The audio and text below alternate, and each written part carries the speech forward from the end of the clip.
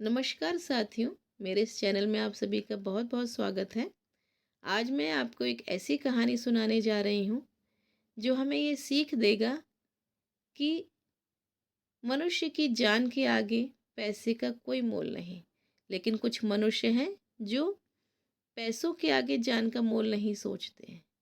ऐसी ही है ये एक कहानी जिसे लिखा है महान उपन्यासकार कहानीकार मुंशी प्रेमचंद जी ने। और इस कहानी का नाम है अमावस्या की रात्रि। दिवाली की संध्या थी। श्रीनगर के घूरों और खंडरों के भी भाग्य चमक उठे थे। कस्बे के लड़के और लड़कियां श्वेत थालियों में दीपक लिए मंदिर की ओर जा रही थीं। दीपों से उनके मुखार बिंद प्रकाशमान थे। प्रत्येक ग्रह रोशनी से जगमगा रहा था। केवल पंडित देवदत्त का सतधारा भवन काली घटा के अंधकार में गंभीर और भयंकर रूप में खड़ा था। गंभीर इसलिए कि उसे अपनी उन्नति के दिन भूले ना थे। भयंकर इसलिए कि यह जगमगाहट मानो उसे चिढ़ा रही थी। एक समय वह था जबकि ईर्ष्या भी उसे देख देख कर हाथ मलती थी, और एक समय यह है जबकि घृणा भी उस पर कटाक्ष करती है। द्वार पर द्वारपाल की जगह मदार और एरंड के वृक्ष खड़े थे। दीवान खाने में एक मतंग साण अकड़ता था। ऊपर के घरों में जहाँ सुंदर रमणीय मनोहर संगीत गाती थी, वहाँ आज जंगली कबूतरों के मधुर स्वर सुनाई देते थे। किसी अंग्रेजी मदरसे के विद्यार्थी के आचरण की भांति उसकी जड़ें हिल गई थीं और उसकी दीवारें किसी विधवा स्त्री के हृदय की भांति विदीर्ण हो रही थीं। पर समय को हम कुछ नहीं कह सकते। समय की निंदा व्यर्थ और भूल है। यह मूर्खता और अदूरदर्शिता का फल था। अमावस्या की रात्रि थी। प्रकाश से पराजित होकर मानो अंधकार ने उसी विशाल भवन में शरण ली थी।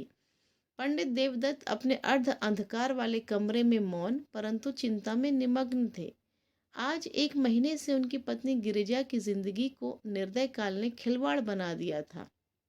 पंडित जी दरिद्रता और दुख को भुगतने के लिए तैयार थे। भाग्य का भरोसा उन्हें धैर्य बंधाता था, किंतु यह नई विपत्ति सहन शक्ति से बाहर थी। बेचारे दिन के दिन गिरिजा के सिरहाने बैठे हुए उसके मुरझाए हुए मुख को देखकर कुढ़ते और रोते थे। गिरिजा जब अपने जीवन से निराश होकर रोती तो वह उसे समझाते, गिरिजा रो मत, शीघ्र ही अच्छी हो जाओगी। पंडित देवदत्त के पूर्वजों का कारोबार बहुत विस्तृत था। वे लेन देन किया करते थे। अधिकतर उनके व्यवहार बड़े बड़े चकलेदारों और रजवाड़ों के साथ थे। उस समय ईमान इतना सस्ता नहीं बिकता था। सादे पत्रों पर लाखों की बातें हो जाती थी। मगर सन 57 ईस्वी के बलवे ने कितनी ही रियासतों और राज्यों को मिटा दिया, और उनके साथ तिवारियों का यह अन्य धनपूर्ण परिवार भी मिट्टी में मिल गया। खजाना लुट गया। वही खाते पंसारियों के काम आए। जब कुछ शांति हुई, रियासतें फिर संभली तो समय पलट चुका था। वचन लेख के अधीन हो रहा था तथा लेख में भी सादे और रंगीन का भेद होने लगा था। जब देवदत्त ने होश संभाला तब उनके पास इस खंडर के अतिरिक्त और कोई संपत्ति ना थी।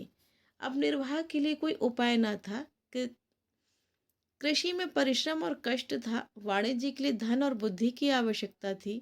विद्या भी ऐसी नहीं थी कि कहीं नौकरी करते परिवार की प्रतिष्ठा दान लेने में बाधक थी। अस्तु साल में 2-3 बार अपने पुराने व्यवहारियों के घर बिना बुलाए पाहनों की भांति जाते और कुछ विदाई तथा मार्ग व्यय पाते उसी पर गुजारा करते।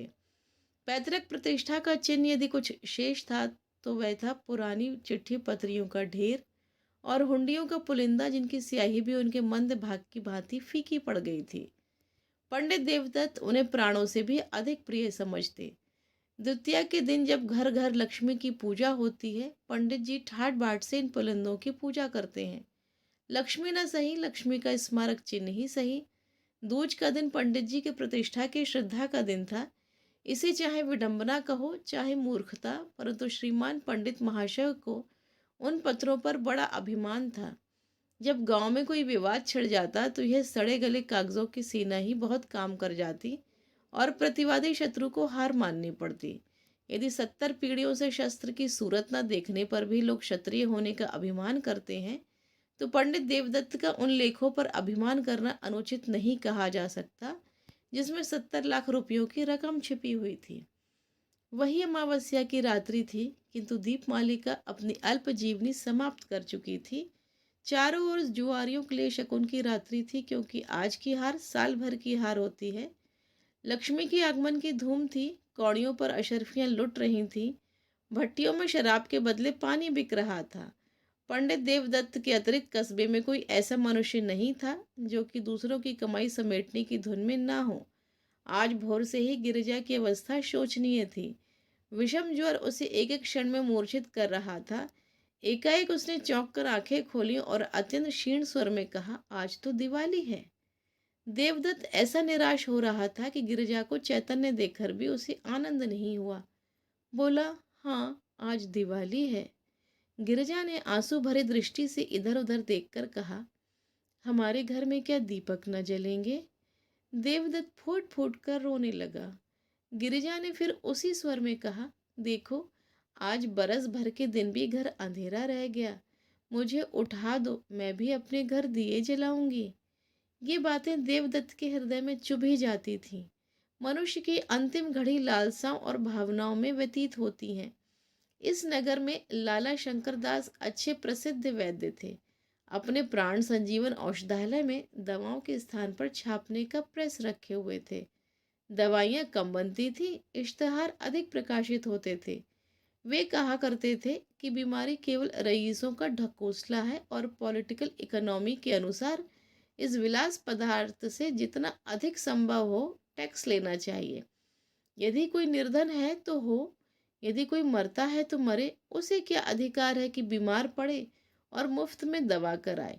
भारतवर्ष की यह दशा अधिकतर मुफ्त दवा कराने से हुई है। इसने मनुष्यों को असावधान और बलहीन बना दिया है।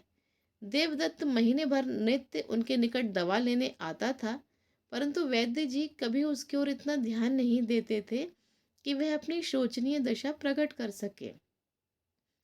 वैद्य जी के हृदय के कोमल भाग तक पहुंचने के लिए देवदत्त ने बहुत कुछ हाथ पैर चलाए। वह आंखों में आंसू भरे आता, किंतु वैद्य जी का हृदय ठोस था। उसमें कोमल भाव था ही नहीं। वही अमावस्या की डरावनी रात थी। गगन मंडल में तारे आधी रात के बीतने पर और भी अधिक प्रकाशित हो रहे थे, मानो श्रीनगर की बुझी हुई दिवाली पर कटाक्षयुक्त आनंद के साथ मुस्कुरा रहे थे। देवदत्त बेचैनी की दशा में गिरजा के सिरहाने से उठे और वैद्य जी के मकान की ओर चले। वे जानते थे कि लाला जी बिना फीस लिए कदापि नहीं आएंगे, किंतु हताश होने पर भी उन्होंने आशा पीछा नहीं छोड़ी। देवदत्त कदम आगे बढ़ाते चले जाते थे। हकीम जी उस समय अपने रामबाण बिंदु का विज्ञापन लिखने में व्यस्त थे। उस विज्ञापन की भावप्रद भाषा तथा आकर्षण शक्ति देखकर कह नहीं सकते थे कि ये वैद्य शिरोमणि थे या सुलेखक विद्यावारिधि। पाठक आप उनके उर्दू विज्ञापन का साक्षात दर्शन कर लें। नाजरीन, आप जानते हैं कि मैं कौन हूँ। आपका जर्द चेहरा, आपका तने लागिर, आपका जरा सी मेहनत में बेदम हो जाना, आपका लज्जात दुनिया में महरूम रहना, आपका खाना तरीकी, यह सब इस सवाल का नफी में जवाब देते हैं। सुनिए, मैं कौन हूँ। मैं वह शख्स हूँ जिसने इमराज इंसानी को पर्दे दुनिया से गायब कर देने का बीड़ा उठाया है, जिसने इश्तिहारबाज जा फरोश गंदुम नुमा बने हुए हकीमों को बेखबर व बुन से खोद कर दुनिया को पाक कर देने का अज़्म विल जज़्म कर लिया है। मैं वह हैरत अंगेज इंसान ज़ईफ़ उल बयान हूँ जो नाशाद को दिलशाद, नामुराद को बामुराद, भगेड़ों को दिलेर, गीदड़ को शेर बनाता है। और यह किसी जादू से नहीं, मंत्र से नहीं, वह मेरी इजाद करदा अमृत बिंदु के अदना करिश्मे हैं। अमृत बिंदु क्या है, इसे कुछ मैं ही जानता हूँ। महर्षि अगस्त ने धन्वंतरी के कानों में इसका नुस्खा बतलाया था। जिस वक्त आप वीपी पार्सल खोलेंगे, आप पर उसकी हकीकत रोशन हो जाएगी। यह आबे हयात है। यह मर्दानगी का जौहर, फरजानगी का अक्सीर, अक्ल का मुरब्बा और जहन का शकील है। अगर वर्षों की मुशायरा बाजी ने भी आपको शायर नहीं बनाया, अगर शबे रोज़ के रटंत पर भी आप इम्तिहान में कामयाब नहीं हो सके, अगर दल्लालों की खुशामद और मुवक्किलों की नाज बरदारी के बावजूद भी आप अहाते अदालत में भूखे कुत्ते की तरह चक्कर लगाते फिरते हैं। अगर आप गला फाड़ फाड़ चीखने मेज पर हाथ पैर पटकने पर भी अपनी तकरीर से कोई असर पैदा नहीं कर सकते, तो आप अमृत बिंदु का इस्तेमाल कीजिए। इसका सबसे बड़ा फ़ायदा जो पहले ही दिन मालूम हो जाएगा यह है कि आपकी आंखें खुल जाएंगी और आप फिर कभी इश्तहारबाज हकीमों के दाम फरेब में ना फंसेंगे। वैद्य जी इस विज्ञापन को समाप्त कर उच्च स्वर से पढ़ रहे थे। उनके नेत्रों में उचित अभिमान और आशा झलक रही थी। इतने में देवदत्त ने बाहर से आवाज दी। वैद्य जी बहुत खुश हुए। रात के समय उनकी फीस दुगनी थी। लालटेन लिए बाहर निकले तो देवदत्त रोया हुआ उनके पैरों से लिपट गया और बोला, वैद्य जी इस समय मुझ पर दया कीजिए। गिरजा अब कोई शायद की पाहुनी है। अब आप ही उसे बचा सकते हैं। यूँ तो मेरे भाग में जो लिखा है वही होगा, किंतु इस समय तनिक चलकर आप देख लें तो मेरे दिल का दाह मिट जाएगा। मुझे धैर्य हो जाएगा कि उसके लिए मुझसे जो कुछ हो सकता था मैंने किया। परमात्मा जानता है कि मैं इस योग्य नहीं हूँ कि आपकी कुछ सेवा कर सकूं, किंतु जब तक जीऊँगा आपका यश गाऊँगा और आपके इशारों का गुलाम बना रहूँगा। हकीम जी को पहले कुछ तरस आया, किंतु वह जुगनू की चमक थी जो शीघ्र स्वार्थ के विशाल अंधकार में विलीन हो गई। वही अमावस्या की रात्रि थी। वृक्षों पर सन्नाटा छा गया था। जीतने वाले अपने बच्चों को नींद से जगाकर इनाम देते थे। हारने वाले अपनी रुष्ट और क्रोधित स्त्रियों से क्षमा के लिए प्रार्थना कर रहे थे। इतने में घंटी के लगातार शब्द वायु और अंधकार को चीरते हुए कान में आने लगे। उनकी सुहावनी ध्वनि इस निस्तब्ध अवस्था में अत्यंत भली प्रतीत होती थी। यह शब्द समीप हो गए और अंत में पंडित देवदत्त के समीप आकर उस खंडर में डूब गए। पंडित जी उस समय निराशा के अथाह समुद्र में गोते खा रहे थे। शोक में इस योग्य भी नहीं थे कि प्राणों से भी अधिक प्यारी गिरजा का दवा दर्पण कर सकें। क्या करें? इस निष्ठुर वैद्य को यहाँ कैसे लाएं? जालिम, मैं सारी उम्र तेरी गुलामी करता, तेरे इश्तहार छापता, तेरी दवाइयाँ कूटता। आज पंडित जी को यह ज्ञात हुआ है कि 70 लाख की चिट्ठी पत्रियां इतनी कौड़ियों के मोल भी नहीं। पैतृक प्रतिष्ठा का अहंकार जब आंखों से दूर हो गया, उन्होंने उस मखमली थैले को संदूक से बाहर निकाला और उन चिट्ठी पत्रियों को जो बाप दादों की कमाई का शेषांश थी और प्रतिष्ठा की भांति जिनकी रक्षा की जाती थी, एक एक करके दिया को अर्पण करने लगे। जिस तरह सुख और आनंद से पालित शरीर चिता की भेंट हो जाती है, उसी प्रकार वह कागजी पुतलियां भी उस प्रज्वलित दिया के धधकते हुए मुंह का ग्रास बनती थी। इतने में किसी ने बाहर से पंडित जी को पुकारा। उन्होंने चौंक कर सिर उठाया। वे नींद से अंधेरे में टटोलते हुए दरवाजे तक आए। देखा कि कई आदमी हाथ में मशाल लिए हुए खड़े थे और एक हाथी अपने सूंड से उन एरंड के वृक्षों को उखाड़ रहा था जो द्वार पर द्वारपालों की भांति खड़े थे। हाथी पर एक सुंदर युवक बैठा है जिसके सिर पर केसरिया रंग की रेशमी पाग है। माथे पर अर्धचंद्राकार चंदन भाले की तरह तनी हुई नोकदार मूछें, मुखार बिंद से प्रभाव और प्रकाश टपकता हुआ कोई सरदार मालूम पड़ता था। उसका कलीदार अंगरखा और चुनावदार पैजामा, कमर में लटकती हुई तलवार और गर्दन में सुनहरे कंठे और जंजीर उसके सजीले शरीर पर अत्यंत शोभा पा रहे थे। पंडित जी को देखते ही उसने रकाब पर पैर रखा और नीचे उतरकर उनकी वंदना की। उसके इस विनीत भाव से कुछ लज्जित होकर पंडित जी बोले, आपका आगमन कहाँ से हुआ? नवयुवक ने बड़े नम्र शब्दों में जवाब दिया। उसके चेहरे से भलमन साहत बरसती थी। मैं आपका पुराना सेवक हूँ। दास का घर राजनगर है, मैं वहाँ का जागीरदार हूँ। मेरे पूर्वजों पर आपके पूर्वजों ने बड़े अनुग्रह किए हैं। मेरी इस समय जो कुछ प्रतिष्ठा तथा संपदा है, वह सब आपके पूर्वजों की कृपा और दया का परिणाम है। मैंने अपने अनेक स्वजनों से आपका नाम सुना था और मुझे बहुत दिनों से आपके दर्शनों की आकांक्षा थी। आज यह सुअवसर भी मिल गया। अब मेरा जन्म सफल हुआ। पंडित देवदत्त की आंखों में आंसू भर आए। पैतृक प्रतिष्ठा का अभिमान उनके हृदय का कोमल भाग था। वह दीनता जो उनके मुख पर छाई हुई थी थोड़ी देर के लिए विदा हो गई। वे गंभीर भाव धारण करके बोले, यह आपका अनुग्रह है जो ऐसा कहते हैं, नहीं तो मुझ जैसे कपूत में तो इतनी भी योग्यता नहीं जो अपने को उन लोगों की संतति कह सकूं। इतने में नौकरों ने आंगन में फर्श बिछा दिया। दोनों आदमी उस पर बैठे और बातें होने लगी। वे बातें जिनका प्रत्येक शब्द पंडित जी के मुख को इस तरह प्रफुल्लित कर रहा था जिस तरह प्रातःकाल की वायु फूलों को खिला देती है। पंडित जी के पितामह ने नवयुवक ठाकुर के पितामह को 25,000 रुपये कर्ज दिए थे। ठाकुर अब गया में जाकर अपने पूर्वजों का श्राद्ध करना चाहता था, इसलिए जरूरी था कि उसके जिम्मे जो कुछ ऋण हो उसकी एक एक कौड़ी चुका दी जाए। ठाकुर को पुराने बही खाते में यह ऋण दिखाई दिया। 25 के 75,000 हो चुके। वही ऋण चुका देने के लिए अब ठाकुर आया था।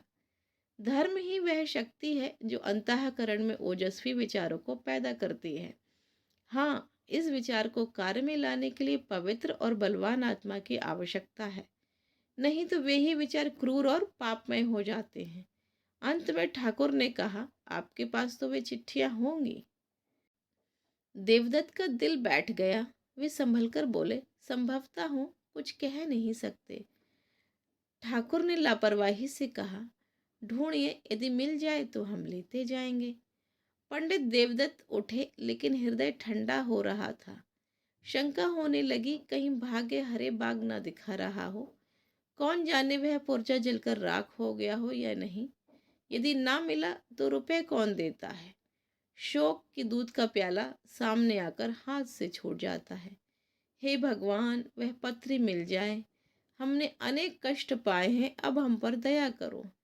इस प्रकार आशा और निराशा की दशा में देवदत्त भीतर गए और दिया के टिमटिमाते हुए प्रकाश में बचे हुए पत्रों को उलट पुलट कर देखने लगे। वे उछल पड़े और उमंग में भरे हुए पागलों की भांति आनंद की अवस्था में 2-3 बार कूदे। तब दौड़कर गिरजा को गले से लगा लिया और बोले, प्यारी, यदि ईश्वर ने चाहा तो तू अब बच जाएगी। उन्मत्तता में उन्हें एकदम यह नहीं जान पड़ा कि गिरिजा अब नहीं है, केवल उसकी लोथ है। देवदत्त ने पत्री को उठा लिया और द्वार तक वे इसी तेजी से आए मानो पाँव में पर लग गए। परंतु यहाँ उन्होंने अपने को रोका और हृदय में आनंद की उमड़ती हुई तरंग को रोक कर कहा, यह लीजिए, वह पत्री मिल गई। संयोग की बात है, नहीं तो 70 लाख के कागज दीमकों के आहार बन गए होते। आकस्मिक सफलता में कभी कभी संदेह बाधा डालता है। जब ठाकुर ने उस पत्री को लेने को हाथ बढ़ाया तो देवदत्त को संदेह हुआ, कहीं वह उसे फाड़ कर न फेंक दे। यद्यपि यह संदेह निरर्थक था, किंतु मनुष्य कमजोरियों का पुतला है। ठाकुर ने उनके मन के भाव को ताड़ लिया। उसने बेपरवाही से पत्री को लिया और मशाल के प्रकाश में देखकर कहा, अब मुझे विश्वास हुआ। यह लीजिए, आपका रुपया आपके समक्ष है। आशीर्वाद दीजिए कि मेरे पूर्वजों की मुक्ति हो जाए। यह कहकर उसने अपनी कमर से एक थैला निकाला। उसमें से 1-1 हज़ार के 75 नोट निकाल कर देवदत्त को दे दिए। पंडित जी का हृदय बड़े वेग से धड़क रहा था। नाड़ी तीव्र गति से कूद रही थी। उन्होंने चारों ओर चौकन्नी दृष्टि से देखा कि कहीं कोई दूसरा तो नहीं खड़ा है। तब कांपते हुए हाथों से नोटों को ले लिया। अपनी उच्चता प्रकट करने की व्यर्थ चेष्टा में उन्होंने नोटों की गणना भी नहीं की, केवल उड़ती हुई दृष्टि से देखकर उन्हें समेटा और जेब में डाल लिया।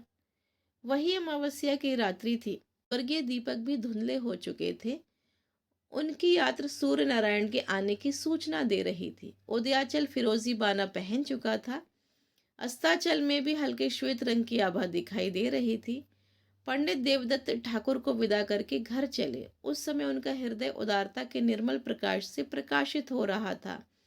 कोई प्रार्थी उस समय उनके घर से निराश नहीं जा सकता था।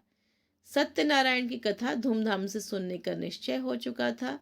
गिरजा के लिए कपड़े और गहने के विचार ठीक हो गए। अंतःपुर में ही उन्होंने शालिग्राम के सम्मुख मनसा वाचा कर्मणा सिर झुकाया। तब शेष चिट्ठी पत्री को समेटकर उसी मखमली थैले में रख दिया। किंतु अब भी उनका यह विचार नहीं था कि संभवतः उन मुर्दों में भी कोई जीवित हो उठे, वरन जीविका से निश्चिंत हो। अब वे पैतृक प्रतिष्ठा पर अभिमान कर सकते थे। उस समय वे धैर्य और उत्साह के नशे में मस्त थे। बस अब मुझे जिंदगी में अधिक संपदा की जरूरत नहीं। ईश्वर ने मुझे इतना दे दिया है, इसमें मेरी और गिरजा की जिंदगी आनंद से कट जाएगी। उन्हें क्या खबर थी कि गिरजा की जिंदगी पहले कट चुकी है। उनके दिल में यह विचार गुदगुदा रहा था कि जिस समय गिरजा इस आनंद समाचार को सुनेगी उस समय अवश्य उठ बैठेगी। चिंता और कष्ट ने ही उसकी ऐसी दुर्गति बना दी है। जिसे भरपेट कभी रोटी नसीब न हुई हो, जो कभी नैराश्यमय धैर्य और निर्धनता के हृदय विदारक बंधन से मुक्त न हुई, उसकी दशा इसके सिवा और हो ही क्या सकती है। यह सोचते हुए वे गिरजा के पास गए और आहिस्ता से हिलाकर बोले, गिरजा आंखें खोलो, देखो ईश्वर ने तुम्हारी विनती सुन ली और हमारे ऊपर दया की। कैसी तबीयत है? किंतु जब गिरजा तनिक भी न मिनकी तब उन्होंने चादर उठा दी और उसके मुंह की ओर देखा। हृदय से एक करुणात्मक ठंडी आह निकली। वे वहीं सिर थाम कर बैठ गए। आंखों से शोणित की बूंद सी टपक पड़ी। आह, क्या यह संपदा इतने महंगे मूल्य पर मिली है? क्या परमात्मा के दरबार से मुझे इस प्यारी जान का मूल्य दिया गया है? ईश्वर तुम खूब न्याय करते हो। मुझे गिरिजा की आवश्यकता है, रुपयों की नहीं। यह सौदा बड़ा महंगा है।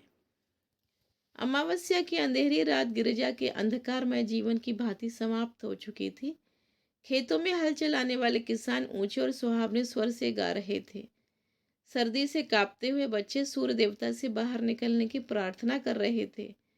पनघट पर गांव की अलबेली स्त्रियां जमा हो गई थीं, पानी भरने के लिए नहीं, हंसने के लिए। कोई घड़े को कुएं में डाले हुए अपनी पोपली सास की नकल कर रही थी, कोई खंभों से चिपटी हुई अपनी सहेली से मुस्कुराकर प्रेम रहस्य की बातें करती थी। बूढ़ी स्त्रियां पोतों को गोद में लिए अपनी बहुओं को कोस रही थीं कि घंटे भर हुए अब तक कुएं से नहीं लौटी। किंतु राजवैद्य लाला शंकर दास अभी तक मीठी नींद ले रहे थे। खांसते हुए बच्चे और कराहते हुए बूढ़े उनके औषधालय के द्वार पर जमा हो चले थे। इस भीड़ भब्बड़ से कुछ दूर पर दो तीन सुंदर किंतु मुरझाए हुए नवयुवक टहल रहे थे। वैद्य जी से एकांत में कुछ बातें करना चाहते थे। इतने में पंडित देवदत्त नंगे सिर, नंगे बदन, लाल आंखें, डरावने सूरत, कागज का एक पुलंदा लिए दौड़ते हुए आए और औषधालय के द्वार पर इतने जोर से हाँक लगाने लगे कि वैद्य जी चौंक पड़े और कहार को पुकार कर बोले कि दरवाजा खोल दो। कहार महात्मा बड़ी रात गए किसी बिरादरी की पंचायत से लौटे थे। उन्हें दीर्घ निद्रा का रोग था, जो वैद्य जी की लगातार भाषण और फटकार के औषधियों से भी कम न होता था।